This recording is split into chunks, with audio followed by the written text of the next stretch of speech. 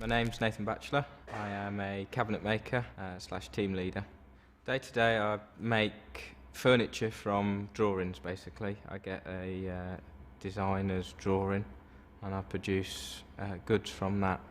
We can make anything from one-off pieces of furniture to we've done full libraries and reconstruction work, down to little chairs, bedside tables, so many different sizes of stuff.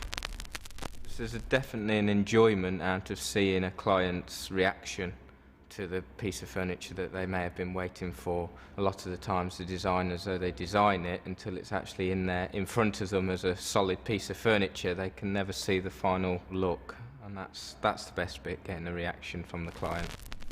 I was never very good at reading and writing and what have you. Being dyslexic, it wasn't the thing for me. It wasn't my path to take, but I was always very good at practical things, working with my hands. I used to have a go-kart as a kid and it was always in bits, and I was messing about with it and putting it back together right from young, and I always used to help my dad and my granddad. Anything to do with DIY or putting up shelves, building cupboards, that used to interest me a lot.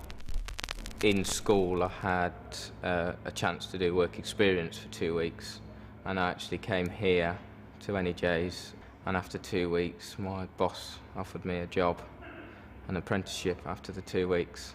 So when I finished my GCSEs, it was about a year later, I came to see him and we discussed a chance of being an apprentice.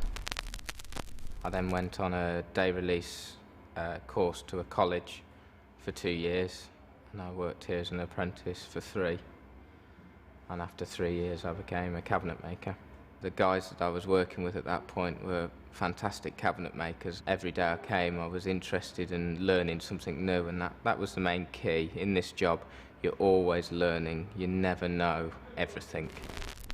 I had the opportunity to go to Buckingham Palace to work, and that was one of my biggest high points. It was quite a privilege to get a pass and to be actually taken into the royal household to do some work. We work for the Royal Collections quite a bit, and we've done quite a few bits in the palace. I personally worked on the gilt room a lot. I went to fit that. That's where she keeps all her gold plates and silverware, so that was quite special. Luckily 2 years ago I had the opportunity to become a team leader. That was a learning period for me, having to deal with people, having to take big jobs on and distribute the work. Yes, it can be difficult.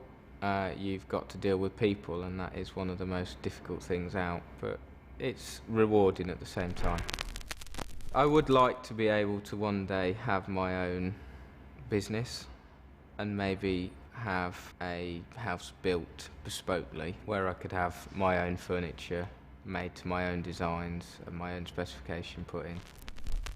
We do name a lot of our furniture when it's completed, so hopefully one day, maybe if it ends up on Antiques Roadshow, somebody will see it and say, oh, that was made by. It would be nice to think my furniture is still about in 200 years' time, and someone's still getting the appreciation out of it at that point, yes.